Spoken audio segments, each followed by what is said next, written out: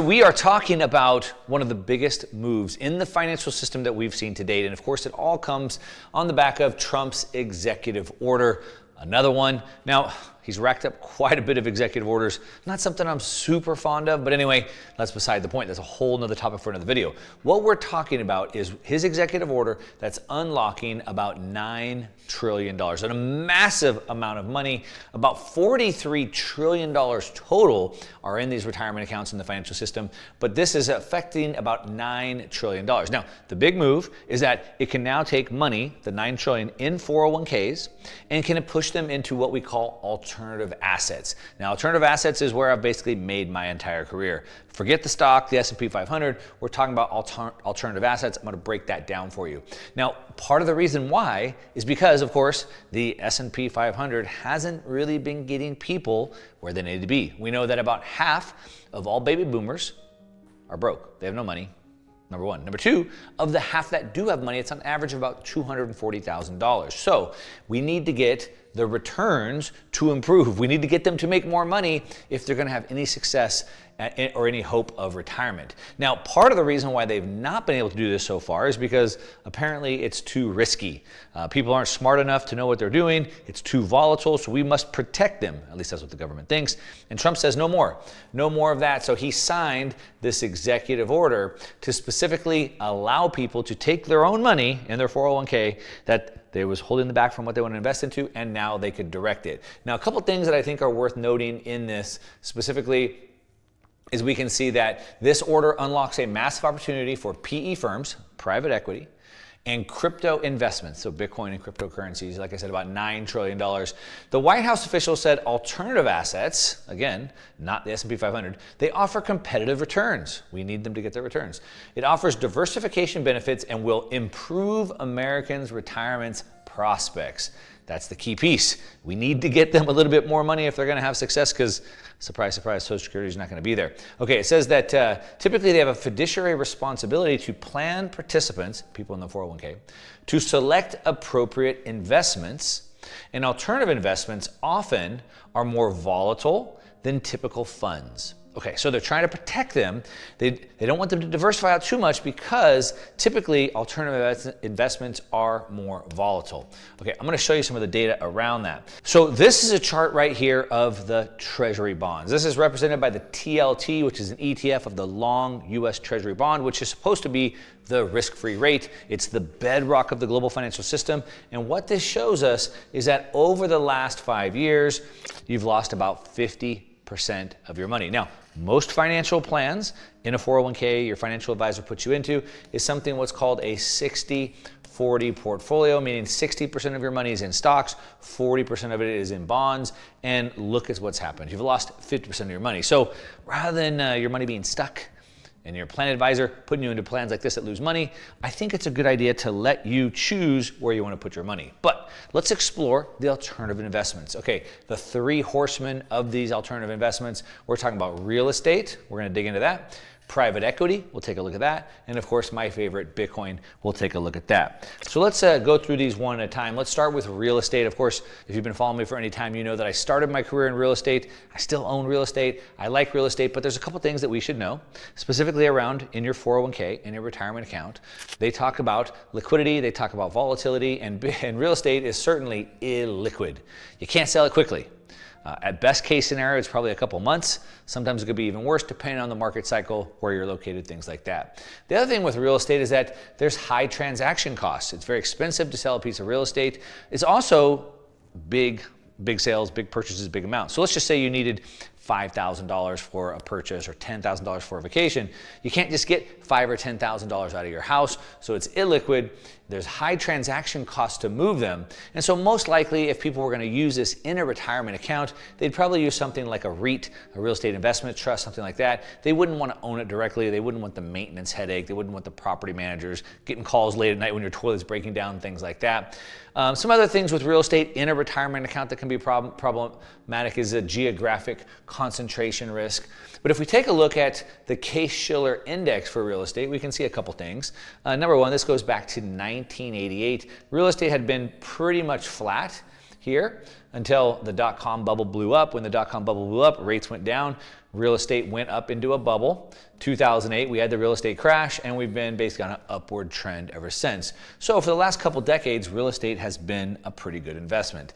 Now let's stack this up and take a look at it in a chart here. So what we have here is REITs versus direct. So how should we own real estate, especially if we can get money from our retirement account into real estate specifically? So the investment type here is an equity REIT.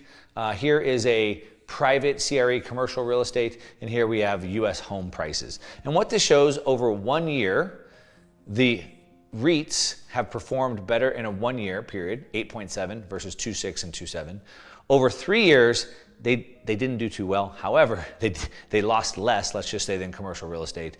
And over 5 years and over 10 years, they outperformed. So if I was going to move some of my money in my 401k into one of these horsemen, into the real estate bucket, the equity REITs are probably the best option for me in this scenario. Now, of course, there's more advanced options. We're not talking about that. We're just talking about in your retirement account specifically. It looks like it's winning there. Okay, remember those numbers. We're going to stack all these up at the end. Okay, the second horseman would be in my alternative investments is private equity. Now, Tony Robbins recently wrote, I believe, his third book on money, part of the trilogy, where he talked about private equity being one of the best investments that you can get into.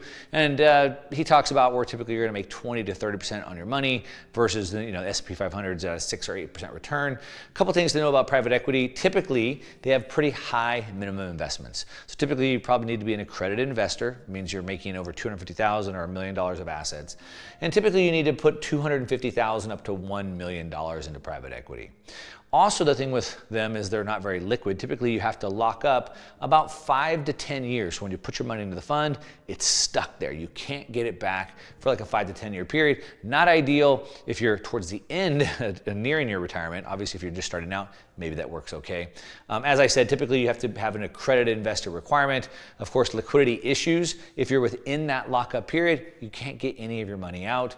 And then typically they have very high fees. So you're typically going to pay 2 or 20. What that means is of the money that you have in the fund, they're going to take 2% as management fees. So every year, 2% of the money you have in goes to management. And then on the upside, they're going to take 20% of the gains that they get you. Okay, let's take a look at how this is working out. What we can see here is that we are currently getting more and more allocations going to private equity from large institutions. And the reason why is, again, because of their performance, right? Because they're beating regular funds. Now, what we can see here is the allocations we see for endowments and foundations. They're the leader in allocating to private equity. Endowments being like Yale, Harvard, things like that. We can see they're allocating about 25 to 32% of their entire fund towards private equity. Just so you can see how they're allocating this. Again, most individuals don't have any, but the endowments, they do, 25 to 32%. Okay, what we can see is since they've been doing this and sort of going back to Tony Robbins' book, we can see the growth. Here's the year 2000, and look at the amount of growth. Here we are, this is only to 2022. But you can see the enormous move from money going into private equity, chasing yield. The S&P 500 hasn't been performing well. The Mag 7 have 493 other companies not doing so well, and so they're chasing yield. Where do we get it? Well, they move to private equity. Well, let's stack these up and take a look at what we've got so far. And what we can see, here's the assets. We have private equity right here. Here's the S&P 500, NASDAQ, the Russell 2000, and then the Treasury bond. What we can see over 1 year, 3 year, 5 years, and 10 years, and what we can see is that while private equity looks really good, actually, the winner has been the NASDAQ. What we can see over 1 year, 3 years, 5 years, and 10 years, we have 7.1%. The S&P 500 did better over 1 year. The NASDAQ did even better in the 1 year period. Over 5 years, we got 7% here in private equity, almost 11% in the S&P 500, 8.5% in NASDAQ. 5 years, 16% in private equity, about 16% in S&P 500, but almost 19% in the NASDAQ. And over 10 years, we have 15% in private equity, 13% in the S&P 500, and 16% in NASDAQ. So all of them are actually pretty close. Now, of course, this is a private equity index. Some have done way better, some have done way worse. What we can see somewhat pretty close. Now, the Russell index has done pretty poorly overall, hasn't kept up about half of that. I did put the US Treasury bonds on here just so you could see over 1 year, lost 5%. Over 3 years, lost 10%. Over 5 years, they've done pretty terrible. We also have real estate down here at the bottom. 10%, 4%, 6.5%, and 6%. So what we can see here is that the NASDAQ has been better performing than real estate and private equity. And of course, most of you can buy the NASDAQ and the S&P 500 in your 401ks right now. You don't need alternative investments to do that. Okay, let's go to the third horseman of alternative investments. My favorite, of course, Bitcoin.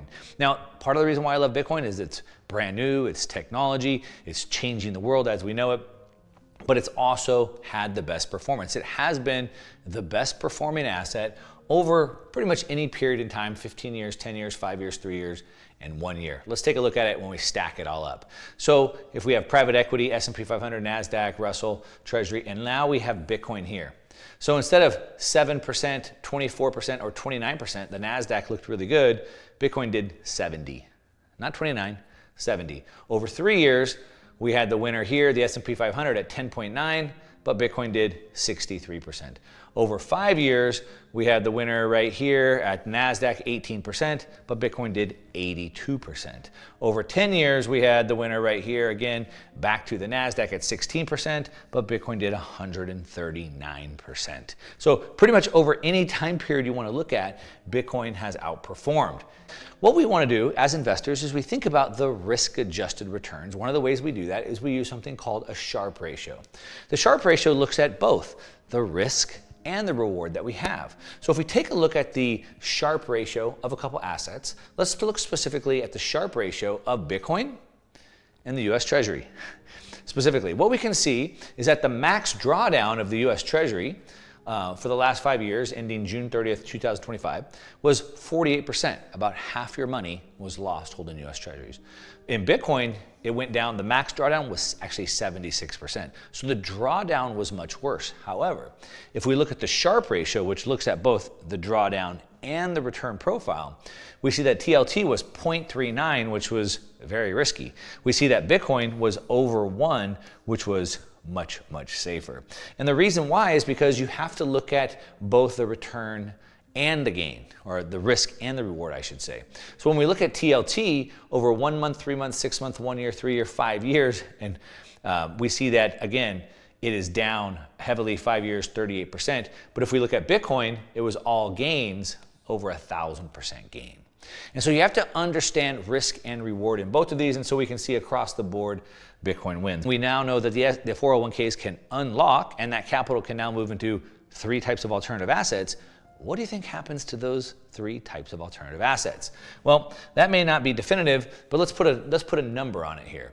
What we can see is that if we do the math on how the capital should flow, we can see again, if there's $9 trillion sitting in 401ks, if 1% of that allocation moved into alternative assets, that's almost $90 billion. If 10% of that moved out of 401ks and into one of these 3 assets, or all 3, that's almost $900 billion. Now, just to put things into some math, if that's almost $900 billion, the entire crypto market is only $4 trillion. Bitcoin's only about $2 trillion. So what happens when almost $1 trillion moves into a $2 trillion market? Yeah, it explodes. So I've been talking a lot about something I call the quantum wealth window. About every 50 years, we have a technological revolution that opens up. Now, there's 2 things that happen. One, the technology changes the course of humanity, right? Like instead of walking and riding horses, we now have cars, right? Instead of having to send a letter in the mail, we now have the internet and email. And we have that going on right now. We also know that the richest people in the world, the legacy wealth, was always created in one of these wealth windows. Now we are in the 6th wealth window we've seen in the last 300 years. And at the same time we're seeing this, we're seeing now $9 trillion being unlocked and ready to rush into these new asset classes, cryptocurrencies, Bitcoin, etc. Now, this isn't just another trade. It's not a short-term move. This is a structural reformation of the entire capital market, right? Not another trade. We're talking about $9 trillion that just got permission to now come out of their locked gates in a 401k and can now come into these assets. Again, not a correction, a reformation, and this is the greatest wealth transfer in history.